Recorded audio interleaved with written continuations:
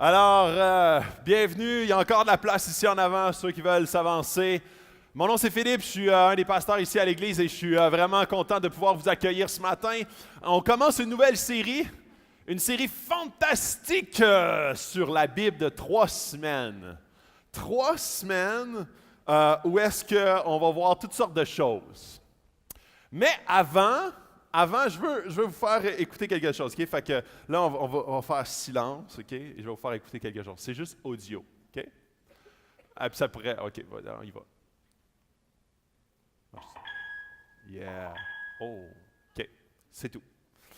Ça, quand ça rentre sur mon cellulaire, c'est comme si, en dedans de moi, il y a quelque chose qui se passe. Il y a quelque chose qui se passe là, qui fait comme... qui me démange. Il y a comme des fourmis qui m'envahissent, là. Et là, je suis comme... C'est pour moi que je suis dans... Tu sais, puis vous autres, ça a peut-être une sonnerie différente. Un poum, ou un poup, ou un clou-clou.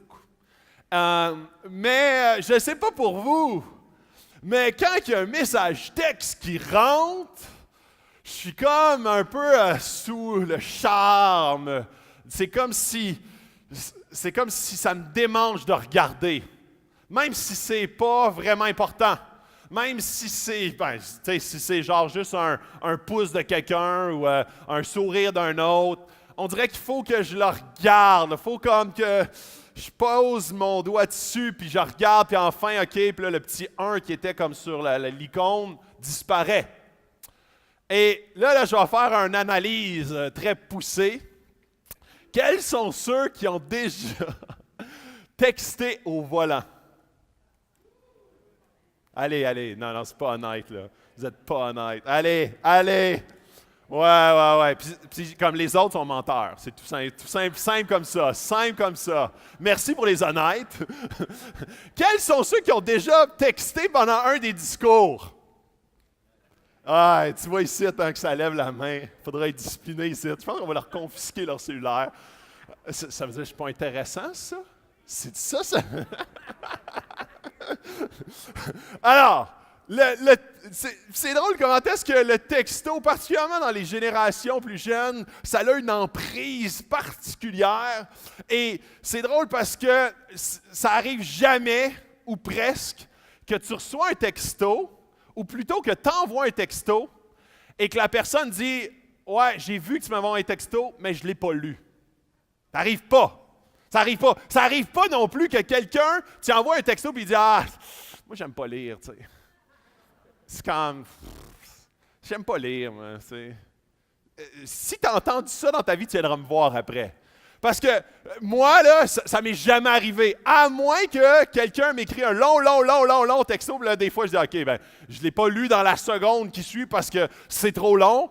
Mais je dirai jamais, j'aime pas lire. On dirait que ça me démange de le lire quand même. Et c'est drôle de voir parce que la Bible, c'est le message texte que Dieu nous a envoyé. Et la raison que j'entends le plus souvent, je vais vous en dire tout plein de raisons que j'entends très souvent pour ne pas explorer la Bible, encore. Les raisons pourquoi est-ce que les gens ne lisent pas la Bible, la première, j'y pense pas. La deuxième, la Bible, c'est optionnel. J'écoute plein de prédications, j'écoute plein de discours, j'en écoute comme 10 par jour, j'ai pas besoin de la Bible. Ça, j'entends ça souvent. J'entends aussi comme, moi, genre, quand je vis de quoi, je vais sur Google, je cherche un verset et c'est tout. J'ai pas besoin de la Bible. J'ai pas besoin de la Bible en entier parce que j'ai juste besoin d'un verset pour ma journée. J'ai juste besoin de Google qui me dit où aller et ça me suffit. Ou sinon, j'aime pas lire. Ça, c'est le plus classique. J'aime pas lire, fait que j'aime pas la Bible. Un autre, c'est je comprends pas. Et ça, c'est très légitime. Parce que la Bible, c'est pas juste un livre, c'est une bibliothèque de livres écrits sur des centaines d'années par plusieurs auteurs différents, ce qui amène une certaine complexité par livre, qui amène une certaine complexité par style littéraire. On a aussi mes échecs. Quand je lis la Bible, on dirait que ça me pointe mes échecs du passé, ça me pointe que je ne suis pas assez bon, ou sinon, mes parents ne lisent pas la Bible. Fait que là, on dit, mes parents ne la lisent pas, fait que je ne vois pas l'intérêt Ou sinon, je suis trop occupé. Et la raison pour laquelle je commence par ça, je commence par vous montrer les raisons pourquoi on ne lit pas la Bible, le message texte, c'est que dans la prochaine série, la série qu'on commence, mon but, puis je vous le dis tout de suite, mon but, c'est de te donner le goût d'ouvrir la Bible, de tomber en amour, puis de chérir ce livre-là d'une façon que tu ne le faisais pas avant, en 2017. Moi, ce que je veux dans cette série-là, c'est que tu aies plus le goût d'ouvrir la Bible, plus le goût de la lire, plus le goût de l'étudier, de la méditer, de la prendre par cœur, que tu aies plus le goût de te plonger dedans. Et la raison pour laquelle j'ai choisi de ne pas commencer par des arguments scientifiques, pourquoi elle est crédible, des arguments comme très là, comme sceptiques, pourquoi est-ce que la Bible c'est un livre pas comme les autres.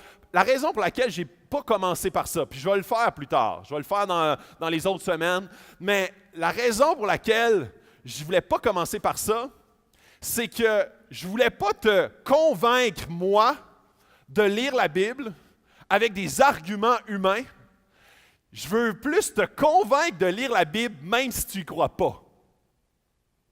Même si tu n'y crois pas, je vais même aller jusqu'à dire, tu te dois bien ça. Puis pourquoi je dis ça? Check. Je veux dire, tu lis le Journal de Montréal, tu n'y crois pas, hein? Puis tu le lis pareil. Tu lis le 7 jours, les magazines à potins, puis tu ne crois pas tout ce qui est là-dedans, puis tu le lis pareil. Okay? Fait que moi, ce que je veux t'amener, c'est de te donner la chance d'ouvrir ce livre-là et possiblement être transformé. Savais-tu que tes valeurs, ton éthique, ta philosophie est grandement construite sur la Bible, même si tu n'y crois pas?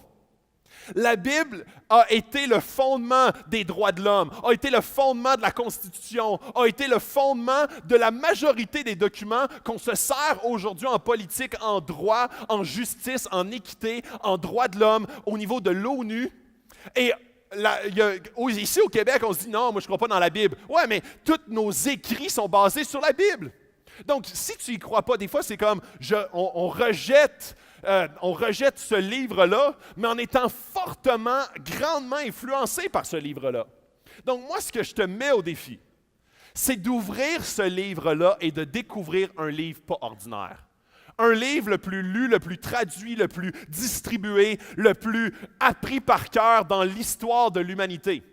Un livre qui n'a rien à voir avec un livre, c'est une bibliothèque de livres. Écrit sur plus de 1500 ans par plus de 40 auteurs différents, 66 livres, tout répertorié à travers, puis il y en a qui sont de style poétique, il y en a qui sont de style historique, il y en a qui sont des lettres qui ont été écrites, des correspondances, il y en a d'autres qui sont extrêmement de façon lyrique et poétique. D'autres qui sont extrêmement historiques dans l'histoire avec des dates. Il y en a qui sont avec des généalogies extrêmement précises. Et il y a plusieurs découvertes archéologiques qui viennent sous-tendre ça, mais je ne veux pas tomber dans les preuves parce que ça, je vais le faire plus tard. Et je sais que c'est ma tendance. Alors, et moi, je trouve ça, j'avais une image ce matin, je trouvais ça intéressant, surtout parce qu'il fait vraiment frais, puis mon fort ne partait pas matin. Alors, supposons que je vous montrais, puis j'en ai pas de photo avec moi, mais supposons que je vous montrais une image d'une plage avec du sable. Hein? Avec de la chaleur. Vraiment beaucoup de chaleur. Okay? Tu sais, avec un mojito, là. Puis là tu sais, comme un sable blanc, là, fin. Avec une chaleur, là, que tu es comme ça, là, OK? Et là, je te montre cette photo-là. Et là, toi, tu me dis, ah, c'est vraiment beau. Mais c'est assez beau que je n'ai pas besoin d'y aller. C'est comme, j'ai juste besoin de la photo, j'ai juste besoin de cette image-là, j'ai juste besoin que tu m'en parles. Puis ça, c'est exactement quelqu'un qui se nourrit seulement de prédication, seulement de discours, puis qui dit, moi, j'en ai assez. Comme, montre-moi la photo du Sud, là, puis j'ai chaud, là. J'ai assez chaud, là, ça ne me tente même pas d'y aller là-bas. C'est le même principe, OK? Avec la Bible, tu ne peux pas dire, moi, je me satisfais de quelqu'un qui me parle d'un endroit, de quelque chose, de quelqu'un. Je me satisfais de ça. Tu prends de la nourriture pré-mâchée, tu l'avales, tu la digères, puis tu te satisfais de ça. Tu ne veux jamais grader un bon steak ou pour les végétariens, je ne sais pas moi, un steak de tofu. Ça, c'est bon, il paraît. Okay, fait que, alors, vous connaissez Gandhi, hein? Gandhi, c'est un grand philosophe indien, et il dit ceci à propos des chrétiens et de la Bible. Il dit, vous les chrétiens avez un document contenant assez de dynamite pour souffler tous les dogmes de la civilisation en pièces, tournant le monde à l'envers pour apporter enfin la paix à une société saccagée. Mais vous traitez la Bible comme un vulgaire bout de littérature. Et c'est là où est-ce que la Bible est tout sauf un livre normal. C'est un livre extraordinaire. C'est un livre qui sort complètement des livres, des excellents livres qu'on a sur la terre. C'est la parole de Dieu. C'est une parole qui vient et qui transforme. Ce n'est pas seulement de l'information, c'est un potentiel de transformation dans nos vies. Et moi, ce que je veux dans les prochaines minutes et dans les prochaines semaines, c'est vraiment vous donner le goût. Peut-être que ça fait longtemps que tu connais Dieu et que tu as plusieurs Bibles. Qui a une Bible à la maison? Qui a plus qu'une Bible à la maison? 2. Qui a 5 Bibles à la maison? 10. OK. Quelques motivés, c'est super. Vous savez, ici au Québec, on est une des seules, dans le fond, on est une des nations très choyées qui a l'occasion d'avoir plus d'une Bible. En Chine, il y a une vidéo qui était virale pendant un certain moment où est-ce qu'il y avait des Bibles cachées dans une valise, puis là, les chrétiens recevaient pour la première fois une copie entière d'une Bible usagée. Et tu les vois qui ils se roulent quasi dedans. Ils la sentent, ils pleurent, sont émus aux larmes. Et nous autres, on a 5, 10 Bibles, et souvent, notre Bible devient quelque chose, plus un monument, devient quelque chose qui devient plus de l'ordre du bibelot, devient quelque chose qu'on laisse traîner sur le bord parce qu'elle est grosse, elle est belle, mais elle est neuve. J'entendais John Piper qui disait « On devrait se donner l'objectif à l'intérieur de 10 ans d'user nos Bibles pour qu'on ait besoin d'échanger. Notre Bible devrait être un outil d'étude, un outil où est-ce qu'on écrit dedans, on marque dedans, on est toujours à se plonger continuellement parce qu'il y a des richesses, il y a vraiment un potentiel de transformation. Si on lisait plus notre Bible dans notre Église, ici, si on lisait plus notre Bible, nos couples seraient différents, nos familles seraient différentes, on serait différents au travail, on serait différents dans notre propre Église, on serait différents les uns avec les autres, parce que le potentiel de la parole, et je ne parle pas au niveau légaliste, le potentiel de la parole, et ça, là, ça va être vraiment là-dessus que je vais plancher aujourd'hui, le potentiel de la parole pour nous diriger au bon endroit, nous faire focusser où est-ce que Dieu voulait nous faire focusser avec son message texte très long qu'il nous a laissé, nous apporte en tant qu'Église à être orientés sur les mêmes buts, la même vision, le même cœur que Dieu lui-même. Alors, c'est là où est-ce qu'on est appelé en tant que chrétien, absolument. Et même si tu ne connais pas Dieu, même si tu n'as pas foi en Dieu, si tu ne crois pas dans la Bible, je t'invite à ouvrir ce livre. Combien de gens ont découvert Dieu en ouvrant la Bible? Avec personne d'autre autour, personne d'autre qui leur a parlé de Dieu, ils ont ouvert la Bible, ils ont découvert Jésus à l'intérieur de la Bible. Ils ont découvert pas juste Jésus en tant que personnage historique, mais personnage personnel pour toi, dans ta vie, dans ton quotidien, dans ton cœur, sauver ton âme. Alors, on y va. C'est quoi la Bible? J'en ai déjà parlé. C'est une librairie de 66 livres, 39 dans l'Ancien, 27 dans le Nouveau. Laps de temps de 1500 ans. Auteurs 40 différents langues, araméen, hébreu, grec, genre, historique, poétique, parabolique, biographique. Il y a des lois, des correspondances et il y a certains endroits prophétiques. Et ça, il y a plusieurs éléments que je pourrais embarquer sur chacun d'entre eux pour aller dans les arguments qui amènent de la crédibilité à la Bible. Je ne le ferai pas cette semaine. Mon but cette semaine, c'est vraiment de partager les richesses de la Bible et de te donner le goût. Dans 2 Timothée 3, 15, 17, il est écrit « Depuis ton enfance, Et c'est drôle parce que dans ce temps-là, les Juifs, on leur enseignait le Talmud dès leur jeune âge. Ils prenaient l'Ancien Testament, les 5, le Pentateuque, le Talmud étaient les quelques livres que nous, aujourd'hui, on a dans la Bible, quelques livres, et ils les étudiaient jusqu'à l'âge de 10 ans, et ils devaient les apprendre par cœur, les 5 premiers livres de la Bible. Depuis ton enfance, et là, il parle à Timothée, et Timothée, depuis son enfance aussi, est versé dans les Écritures. Tu connais les saintes Écritures qui peuvent te rendre sage en vue du salut par la foi en Jésus. Toute l'Écriture est inspirée de Dieu et utile pour enseigner des choses, pour nous amener dans une direction, pour convaincre. Convaincre. Tu sais, tantôt quand je te parlais, tu ne crois peut-être pas dans la Bible, donne-toi une chance, ouvre-la, parce qu'elle est bonne pour te convaincre. C'est là où est-ce que c'est très, très différent et totalement moins puissant quand c'est un être humain qui tente de te convaincre versus quand c'est la parole de Dieu elle-même qui te convainc. Pour corriger, et ça je vais en parler la semaine prochaine, où est-ce que la parole est tellement riche pour te ramener dans la bonne voie, pour instruire dans la justice, afin que l'homme de Dieu, la femme de Dieu soit formée et équipée pour toute œuvre bonne. Si tu te décolles de la Bible, si tu dis « moi, je n'ai pas besoin de la Bible », c'est clair que tu es très à risque. Tu es très à risque, même si tu écoutes plein de discours, même si tu es dans des groupes connexion, même si tu es entouré de chrétiens, tu es très à risque. Parce que la parole de Dieu, c'est le moyen que Dieu a prévu avec le Saint-Esprit, avec les autres chrétiens autour, pour te parler. S'il ne peut plus te parler parce que tu ne lis plus ces messages textes, il va avoir de la misère à dire « Hey, je vois que tu es en train d'aller à droite, tu devrais aller au centre, tu devrais revenir. » Telle et telle chose dans ta vie commence à prendre trop d'espace dans ton existence. Tu devrais.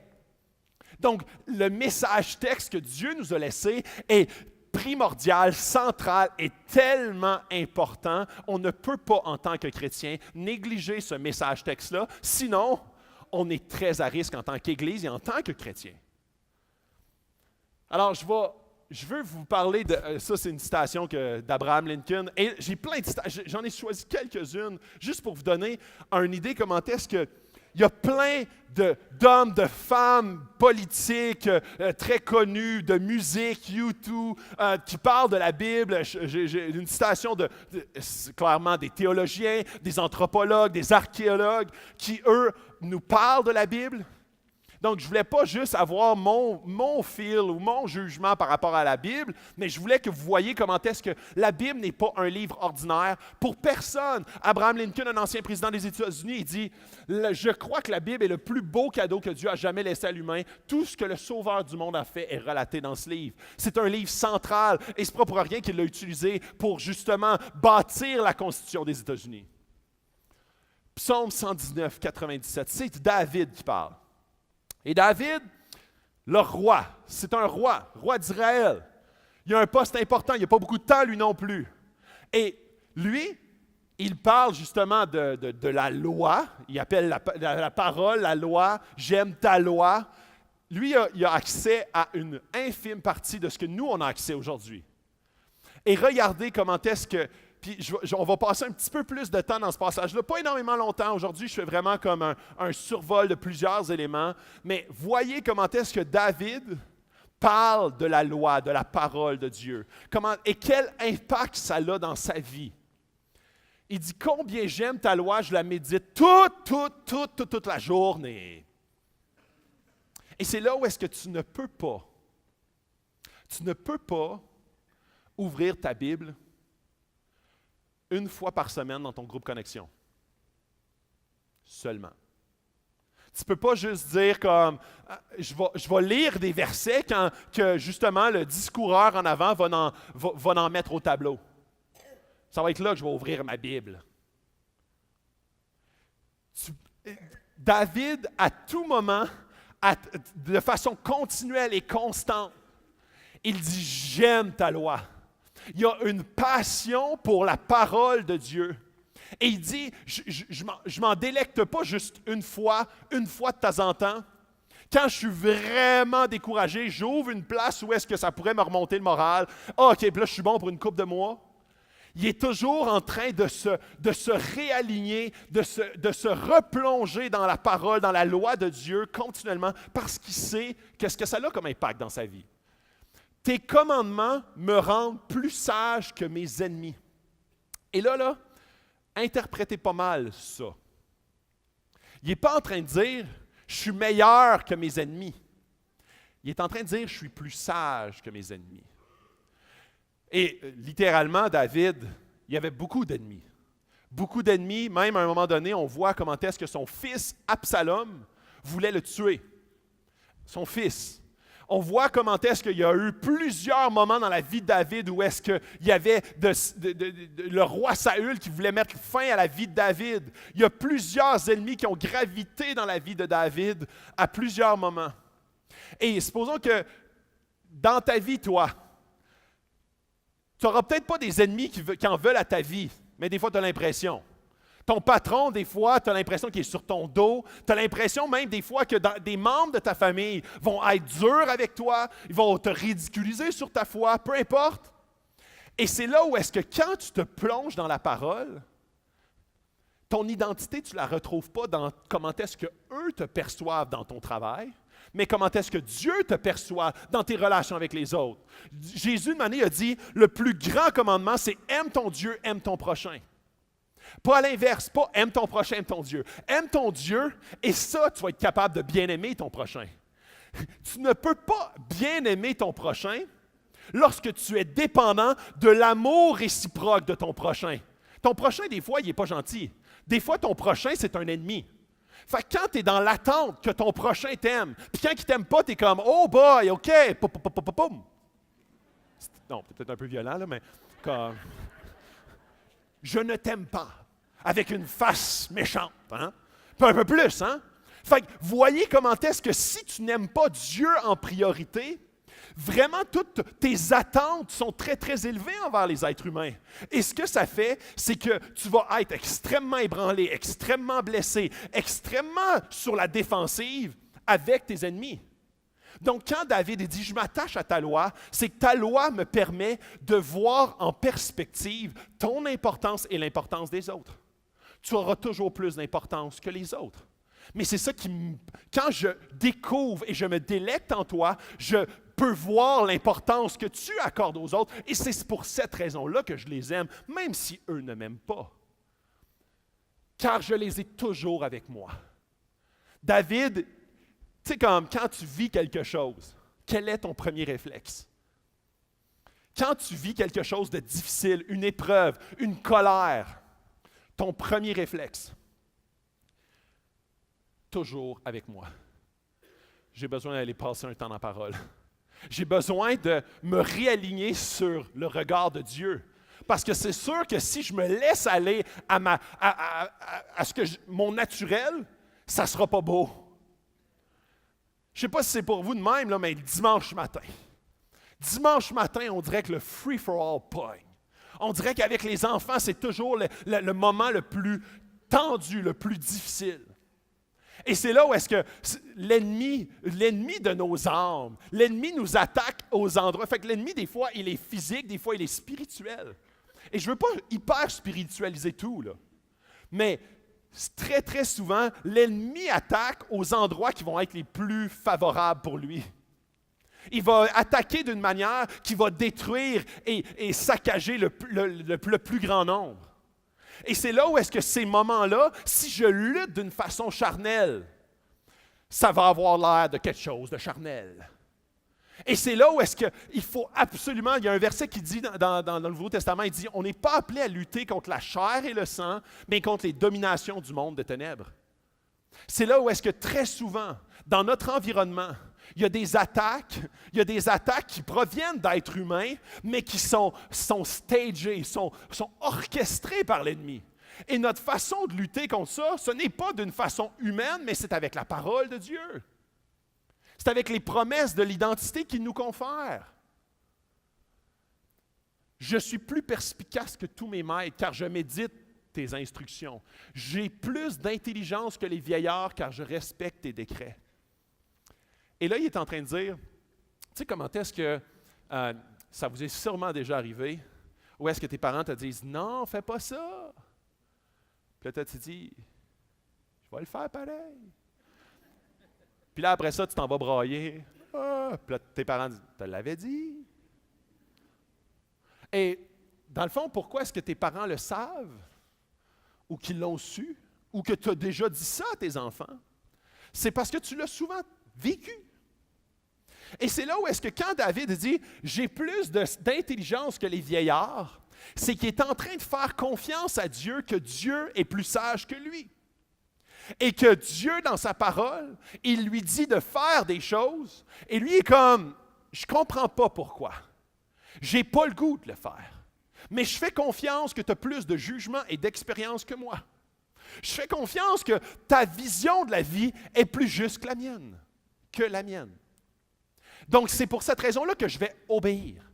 L'obéissance n'est pas toujours empreinte de compréhension. Si tu attends la compréhension pour obéir, c'est ce qu'on appelle une obéissance sans foi. La foi, c'est de croire sans voir. Et sans voir implique sans totalement comprendre. Par contre, ce que tu comprends, c'est que Dieu est plus sage et il a beaucoup plus il a une compréhension beaucoup plus globale de l'être humain, de l'humanité dans laquelle tu te trouves. Donc, la raison pour laquelle tu vas obéir à Dieu, c'est pas parce que dans ta vision des choses, ça fait du sens, c'est parce que tu sais que tu lui fais confiance. Et c'est pour ça que tu vas devenir plus intelligent que les vieillards, parce que tu respectes ses décrets, même si ces décrets, après ma barre, tu dis, ça n'a pas d'allure. Sauf que quand tu commences à y obéir, tu dis, ah, là, je comprends. Je comprends tellement. As-tu des fois l'impression que tu fais souvent des mauvaises décisions? Et puis quand je dis une mauvaise décision, ce n'est pas choisir une sorte de céréale sur une autre, là. Une mauvaise décision, c'est une que tu vas subir les conséquences 10 ans plus tard. C'est des mauvaises décisions familiales, des mauvaises décisions de couple, des décisions qui sont empreintes de priorités, qui sont venues complètement biaiser ta façon de prendre les décisions. Très souvent parce que tu ne t'imprègnes pas des préceptes de Dieu. Ensuite, j'écarte mes pas de tout mauvais chemin afin de me conformer à ta parole. Et ça, il parle de comment est-ce que la parole est bonne pour corriger, nous réaligner, nous ramener sur le droit chemin. Et c'est là où est-ce que, quand on lit la parole, on peut lire la parole comme « j'ai lu ce que je devais lire ». Mauvaise façon. La parole, c'est un message que Dieu écrit à toi. Et tu dois, puis tantôt je vais en parler, vous allez voir, vous allez comprendre différentes choses. Il faut absolument que tu puisses prendre la parole et l'appliquer pour toi. Qu'est-ce que Dieu veut t'enseigner pour toi maintenant? Des fois, je lis des versets et 10 ans plus tard, je lis le même verset pour la 5e, 6e fois et ce verset-là ne me parle pas du tout de la même façon. Parce que Dieu ne me parle pas de la même façon 10 ans plus tard. Et c'est là où est-ce que la Bible, ce n'est pas un livre que tu lis d'un couvert à l'autre. Dans le sens, ce n'est pas comme un roman, que tu peux le lire de façon chronologique. Mais le but, ce n'est pas de finir le plus rapidement de lire la Bible. Le but de la Bible, c'est qu'elle te parle. C'est que Dieu puisse être en relation à travers sa parole avec toi. Donc, le but, ce n'est pas de lire seulement le récit qui se passe en ce moment, de comprendre qu'est-ce qui se passait dans le temps sans avoir une application pour ta vie.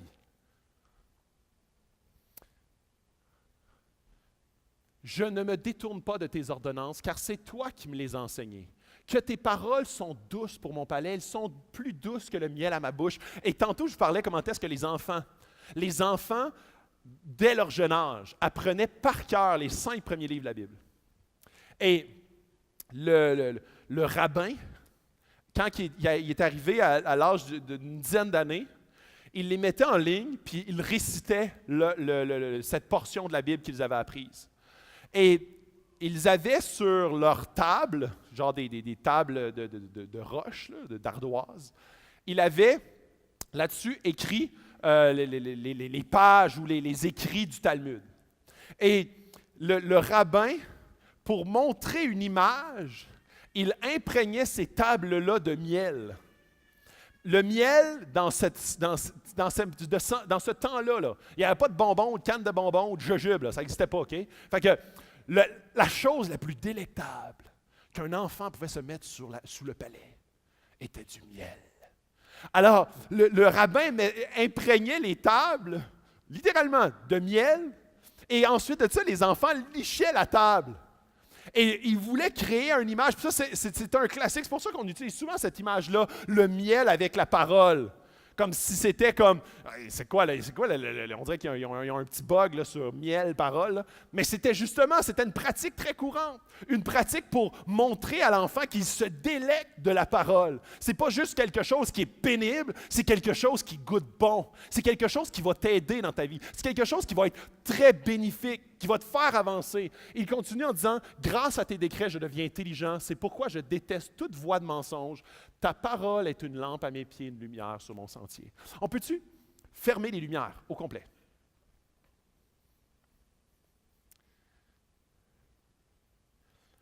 Complètement. Zéro lumière. Yes. Ta parole est une lampe à mes pieds et une lumière sur mon sentier. Quand on laisse ça fermer, c'est bon.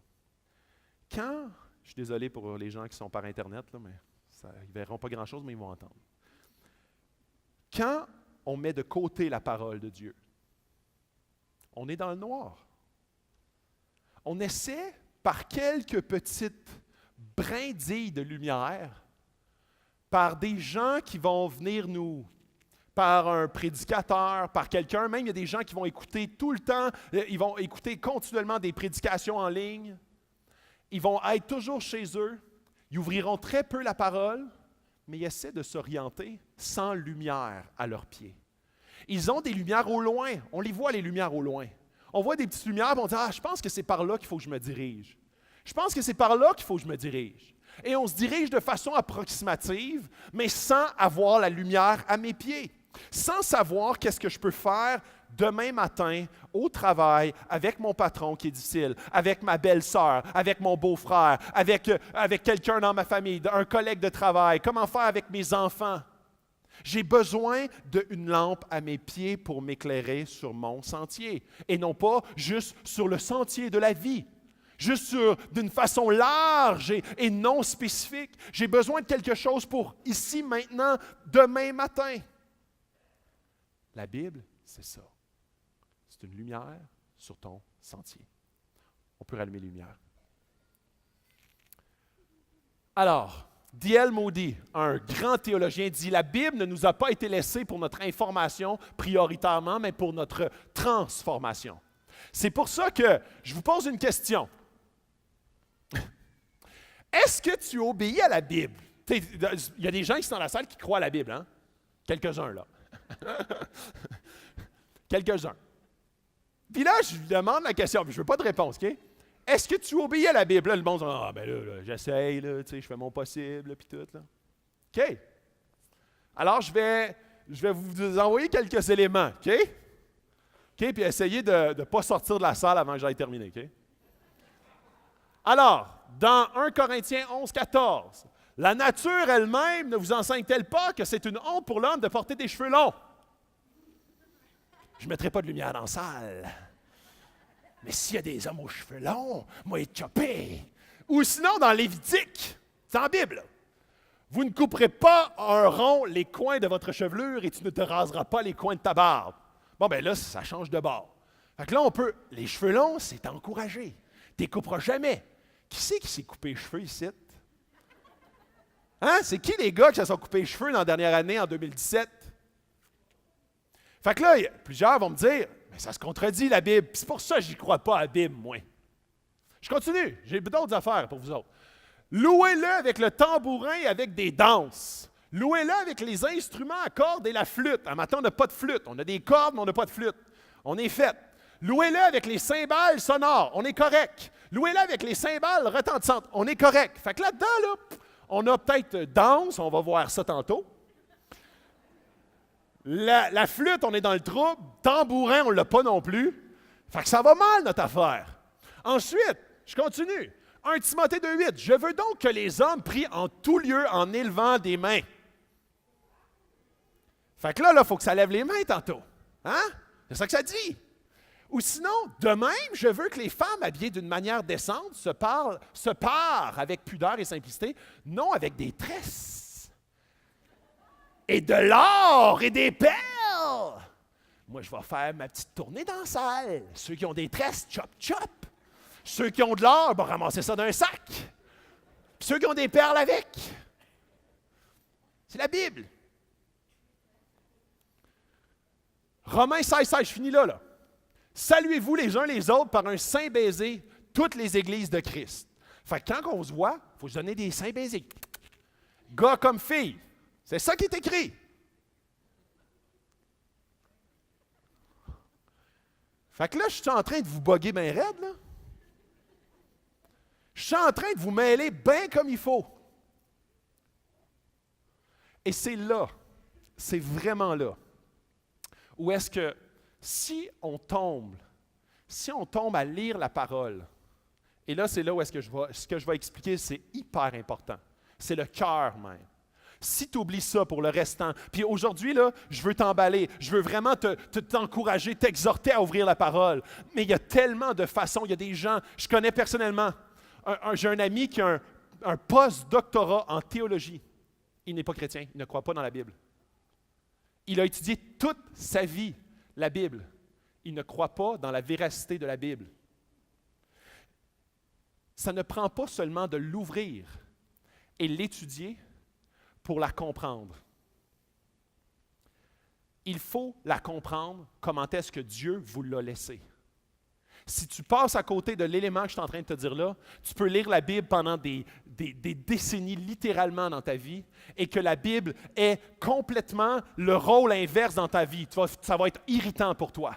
Ça va être comme un livre que tu vas détester au plus haut point. Un peu comme je viens de te faire là. Je viens de te montrer des versets qui se contredisent complètement. Puis là, tu es comme, moi, je suis plus du côté lévitique parce que j'ai une grosse barbe. Puis moi, je suis plus du côté corinthien parce que moi, là, les cheveux longs, j'aime pas ça. Puis après ça, quand tu vois des cheveux longs, tu vas dire, hey, ça, c'est cheveux longs comme ça, là, c'est dans la Bible. Et c'est là où est-ce que quand on tombe dans la Bible comme étant notre Dieu, on tombe à idolâtrer la Bible. Mais la Bible, c'est le moyen, l'outil de Dieu. Alors, il faut comprendre pour quelle raison Dieu a écrit la Bible, de quelle façon il nous l'a laissée. Et là, j'embarque là. N'appelez personne. Ça, c'est mon dernier. N'appelez personne sur la terre votre Père. Car un seul est votre Père, c'est celui qui est au ciel. Fait que s'il y a quelqu'un ici qui a appelé son Père Papa, tu es dans le trouble. Christ est toujours au centre, OK? Christ doit toujours être au centre. Alors, dans Colossiens 2,17, tout cela n'était que l'ombre des choses à venir, mais la réalité est en Christ. Quand quelqu'un échappe que la Bible est toute autour, construite autour et pour et par Jésus, tu échappes la vraie signification de la Bible. Quelqu'un qui dit « Moi, je crois dans la Bible, mais je ne crois pas en Jésus », tu vas te planter avec la Bible.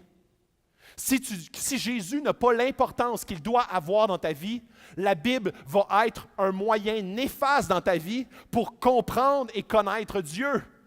Parce que tu n'as pas la clé centrale de la Bible. Alors, la Bible doit être lue toujours, toujours, toujours. Jésus au centre des Écritures. Jésus doit toujours être, puis je vais vous le montrer dans les prochaines semaines, comment est-ce que quand tu ne lis pas la Bible avec Jésus au centre, la Bible devient un manuel de loi écrasant. Quand tu lis la Bible, l'Ancien Testament, c'est l'ancien contrat, l'ancienne alliance. L'ancienne alliance où est-ce que Dieu avait son peuple d'Israël, il communiquait avec son peuple d'une manière. Et si tu vas dans la Bible, je pourrais vous dire, dans la Bible, il est écrit qu'il faut se faire circoncire pour être en relation avec Dieu. Dans la Bible, il y a plusieurs éléments par rapport à, justement, on a vu les cheveux longs, les cheveux courts. Il y a plein de lois dans Lévitique. Ça veut dire qu'il faut honorer ça? Est-ce que le sabbat doit se faire le samedi ou le dimanche? Dans la Bible, tu pourrais avoir les deux éléments. Et c'est là où est-ce que quand tu lis la Bible d'une façon littérale, d'une façon où est-ce que chaque mot, tu le prends au cœur de sa signification, en enlevant Jésus du portrait, tu vas avoir une fausse signification. Parce que l'Ancien Testament construit la venue de Jésus, pointe à Jésus. C'est l'ombre de Jésus qui va venir. Jésus, le Nouveau Testament et les Évangiles nous racontent l'histoire même du Sauveur de l'humanité. Le point central, on voit dans Jean 1, où est-ce que la parole s'est faite chair. Littéralement, la parole de Dieu s'est faite chair. On parle de Jésus. On est en train de dire que tout ce qui a été préparé par les écrits, par la parole de Dieu, s'est fait chair dans la personne de Jésus. Donc Jésus met naissance, crée la nouvelle alliance, le Nouveau Testament. Où est-ce qu'anciennement c'était œil pour œil, dent pour dent, maintenant c'est non, tu vas aimer tes ennemis. Et c'est là où est-ce que l'ancienne alliance et la nouvelle alliance, il y a vraiment une construction où est-ce qu'on voit comment est-ce que l'être humain, par ses propres forces, ne peut atteindre Dieu. Et c'est pour ça que Jésus, quand il arrive, ça devient rafraîchissant, ça devient glorieux, ça devient quelque chose d'extraordinaire. Mais si tu enlèves Jésus du portrait, ça devient un livre plein de lois, écrasant, où est-ce que tout ce que tu réalises, c'est à quel point tu ne pourras jamais atteindre Dieu. Et là, ça devient juste un livre noir. Sans la fin hollywoodienne, je devrais dire, de Jésus, sauveur du monde, de l'humanité, le film est très gris et noir. Si Jésus t'enlève Jésus du portrait, c'est triste. C'est triste. L'humain qui est destiné à la mort. Mais quand tu mets Jésus, ça devient une histoire incroyable. Ça devient une histoire qui change ma vie, qui me transforme, qui m'amène vers des nouveaux cieux, des nouvelles terres, qui m'amène dans une nouvelle dynamique de changement actuel, qui m'amène dans un espoir renouvelé de mon demain, qui m'amène à complètement avoir des relations complètement différentes avec chacune des personnes qui sont autour de moi. Jésus dans la logique interne des Écritures. On voit comment est-ce que dans l'Ancien Testament, puis on a fait la série sur Élisée, la série le Greater, plus grand. Et on a vu comment est-ce que dans presque toutes les histoires, on voit comment est-ce que Christ est un meilleur Élisée, est un meilleur Naaman, est un meilleur. On voit comment est-ce que chaque histoire, souvent dans l'Ancien Testament, on voit comment des exemples à ne pas suivre et comment est-ce que Jésus est l'exemple à suivre. Et finalement, Jésus est le but des Écritures. Tout l'Ancien Testament a été écrit pour Jésus. N'a pas été écrit seulement pour le livre, pour être intéressant. Et je vais parler dans les prochaines semaines comment est-ce que chaque livre a sa place, comment chaque livre s'imprègne l'un dans l'autre pour venir construire ce tout-là de la personne de Jésus. Et Christian Smith, que je trouve vraiment un auteur extrêmement intéressant, qui dit « La clé maîtresse à l'interprétation de la Bible est Jésus. La Bible n'est pas un guide sur le comment réussir à vivre une bonne vie. La Bible raconte comment Jésus est la vie, la seule et l'unique vie. La seule et l'unique vie. Dans ton trajet, dans ton cheminement, que tu sois chrétien depuis très longtemps ou depuis très peu. Et aujourd'hui, je t'ai mentionné comment est-ce que, même si tu ne crois pas dans la Bible, je t'encourage tellement à l'ouvrir. Mais en n'ayant pas d'œillères, en n'ayant pas de préconçus, en n'ayant pas d'éléments qui sont comme avec des sourcils froncés en disant « OK, Dieu, si tu veux me parler, parle-moi. Je te mets au défi. J'ouvre ta parole. » Ça fait peut-être 5, 10 ans ou juste 1 an que tu es chrétien, puis là, tu es comme « Ah, moi, je ne suis pas capable de lire la Bible. » La semaine prochaine, on va en parler. Mais je te mets au défi de l'ouvrir. Ouvre ta Bible et prie à Dieu avant de commencer. Il dit, Dieu, si tu veux me parler, je suis disposé. Si tu veux me dire quelque chose à travers ta parole, je suis disposé parce que ta parole est utile pour enseigner, convaincre, corriger, enseigner dans les voies de Dieu. Donc, Dieu, je te mets au défi. Je l'ouvre, je lis, et je veux que tu me travailles. Je veux que tu m'aiguilles. Je veux que peut-être des fois même, tu me corriges. Tu me montres à quel point je ne suis pas dans la bonne voie. que c'est une voie qui m'amène à la mort spirituelle, à la détresse, qui m'amène au désespoir. Puis je m'acharne à rester dans cette voie-là. Dieu, je te demande qu'avec ta parole, tu puisses me ramener là, dans le droit chemin. Et la Bible, vous étudiez les Écritures parce que vous pensez avoir par elles la vie éternelle. Ce sont elles qui rendent témoignage à mon sujet. C'est Jésus qui parle. Et vous ne voulez pas venir à moi pour avoir la vie. Si tu ne vas pas à Jésus, si tu veux mettre de côté Jésus dans ton périple, tu ne pourras jamais trouver la vie. Tu ne pourras jamais trouver une transformation profonde. Tu ne pourras jamais être rafraîchi par la parole de Dieu. Parce que la parole de Dieu est construite autour, est complètement concentrée. Et j'ai 3 mots que je veux vous laisser à la fin. C'est la Bible, c'est l'ombre. C'est l'ombre de Jésus. Et très souvent, on étudie l'ombre. Moi, ici sur le stage, je ne sais pas si je la vois quelque part. Je vois-tu? Non? Ah oui, je vais aller ici. OK. Vous allez voir. Ici. Vous le voyez ici? Et là, on est comme, je le vois. Il y a 5 patentes qui dépassent. Je le vois. C'est comme une longue baguette. Et on se concentre là-dessus, et plus qu'on se concentre, et plus qu'on oublie la lumière. La lumière, la substance de base, c'est Jésus. Et la Bible, ça fait juste nous mettre en valeur la lumière. Mais si tu dis, la lumière, moi, je m'en fous. Moi, ce qui m'intéresse, c'est l'ombre. Et l'ombre, je vais l'étudier toute ma vie. Comme mon ami qui a un post-doctorat en théo. Puis là, il l'étudie toute sa vie. Puis l'ombre, puis chacun des petites courbes dans l'ongle, puis dans les doigts, puis comment est-ce qu'ils sont faits, puis comment est-ce que c'est sa morphologie de son bras. Puis il y a plein de termes super compliqués. Puis il y a une thèse au complet écrite là-dessus. Mais il a oublié la lumière. Puis la lumière est là, puis elle éclaire, puis comme, c'est moi la vraie substance, c'est moi la patente, la vraie patente. Il oublie ce qui en fait la force, il oublie la racine, la source même de la lumière. Alors toute sa vie, ça va être seulement un livre. La Bible n'est pas notre Dieu. La Bible est la parole de Dieu pour mieux le connaître, mieux le découvrir une nouvelle passion, son caractère, son cœur, sa vision de la vie, nous ramener sur le droit chemin. La parole de Dieu, c'est l'outil le plus précieux que Dieu nous a laissé, mais ce n'est pas notre Dieu.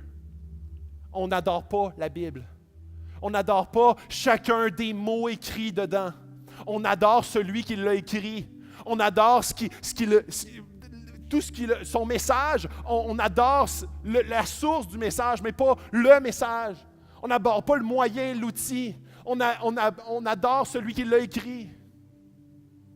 Et finalement, quand l'Église a parti et que Jésus est monté au ciel, il a laissé son esprit. Son esprit dans chaque chrétien. Quand tu deviens chrétien, tu es habité de son esprit. On voit comment est-ce que son esprit continue à travailler dans l'Église, travailler dans chaque chrétien, installer son Église. Son Église ne mourra jamais. Son Église, je ne parle pas de Acts 21, je ne parle pas de l'Église catholique au Québec, je ne parle pas de l'Église, l'institution. L'Église, c'est les chrétiens. L'Église, c'est vous. Tous les chrétiens ensemble, c'est l'Église. Et pourquoi vous êtes l'Église? C'est parce que vous êtes habité de son esprit et son esprit vous unit. Et son esprit vous dirige. Et son esprit vous convainc. Et son esprit vous renouvelle. Alors, son esprit, jumelé à sa parole, à la lumière de qui il est, sa lumière, c'est extraordinaire. C'est une aventure palpitante. C'est une aventure où est-ce que demain, tu ne connais pas, mais tu sais que ça va être incroyable. Parce que Dieu, ce qu'il veut faire avec toi, c'est premièrement te transformer. Deuxièmement, t'envoyer. Il veut que tu sois une lumière. Il veut que tu éclaires cette ville. Il veut que tu donnes du bon goût à cette ville, que tu sois le sel de la terre. Il veut, pas par tes propres forces, mais par sa force qui vit en toi. Nourri par sa parole.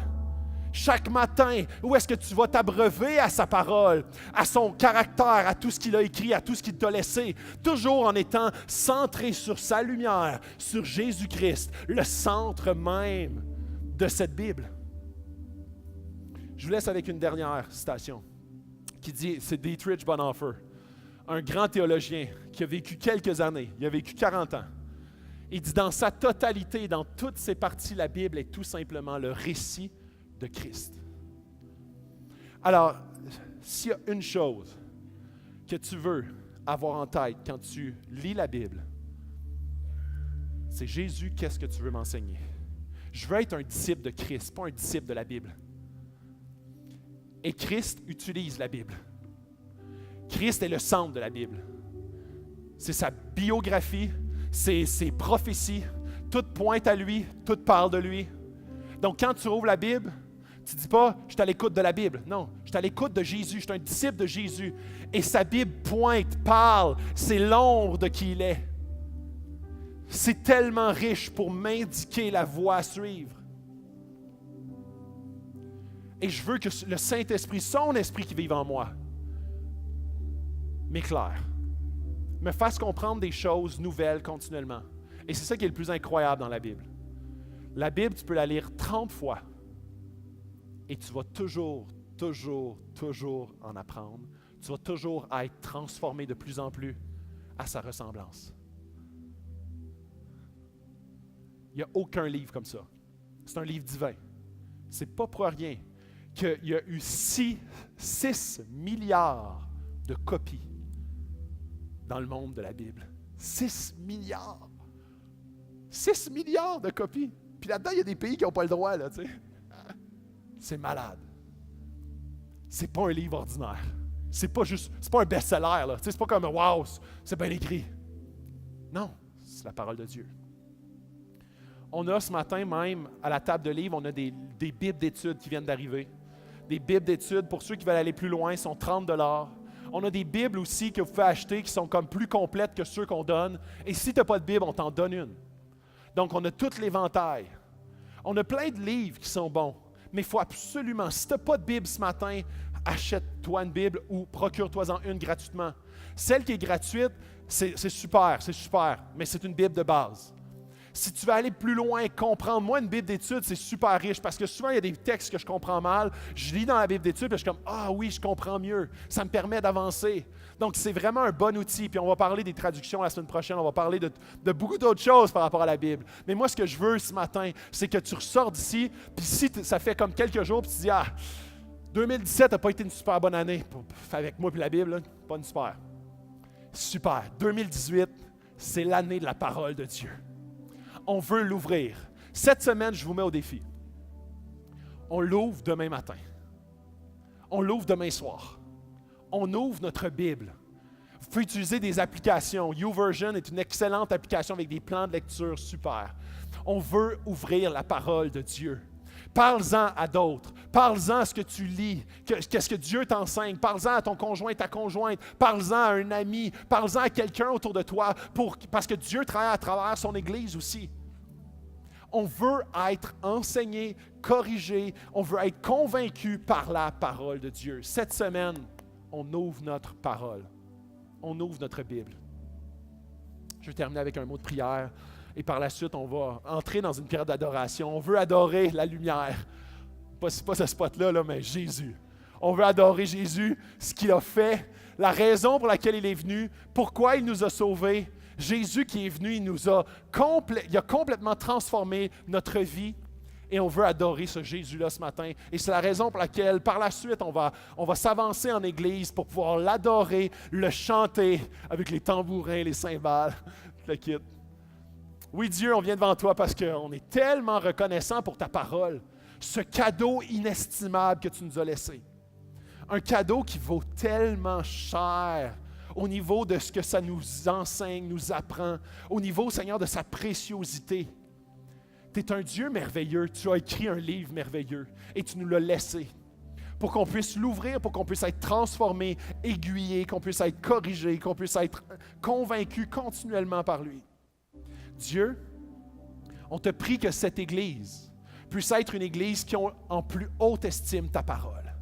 Une Église qui lit, dévore ta parole continuellement. Renouvelle en chacun d'entre nous le désir d'ouvrir ta Bible, le désir de vouloir te découvrir et de découvrir surtout comment est-ce que ça pointe à Jésus? Comment est-ce que Jésus est le héros de toutes les histoires? Comment est-ce que Jésus est le centre de l'histoire? Comment est-ce que Jésus est la lumière? Et comment est-ce que l'ombre vient nous enseigner sur la lumière? Vient nous enseigner comment est-ce que tous les détails de la lumière, comment est-ce que Jésus est extraordinaire. On veut, Seigneur, que tu puisses déchirer le voile devant nos yeux pour qu'on puisse te rencontrer face à face et que par la suite, par ton esprit, tu puisses continuellement nous enseigner,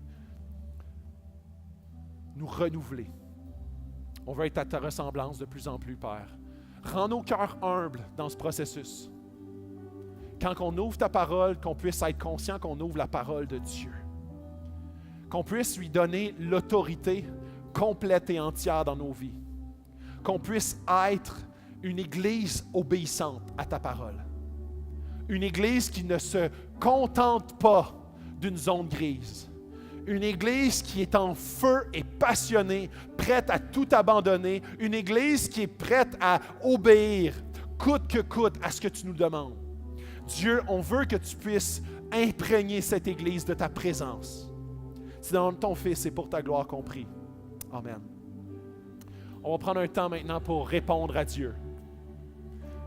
Et je vous invite à embarquer dans ce temps de louange-là. Que vous puissiez peut-être en 2018, on est dans la première semaine de 2018 et que vous puissiez vous approcher de Dieu et lui dire « Dieu, j'ai beaucoup d'attentes pour toi cette année. J'ai beaucoup de désirs. J'ai beaucoup de désirs spirituels. Je veux te rencontrer davantage. Je veux être plus en feu pour toi. » Et que pendant cette période de louange-là, vous puissiez vous approcher de Dieu, vous puissiez l'adorer, que vous puissiez le prier, que vous puissiez avoir un temps personnel et collectif dans sa présence. Bon matin, Axe.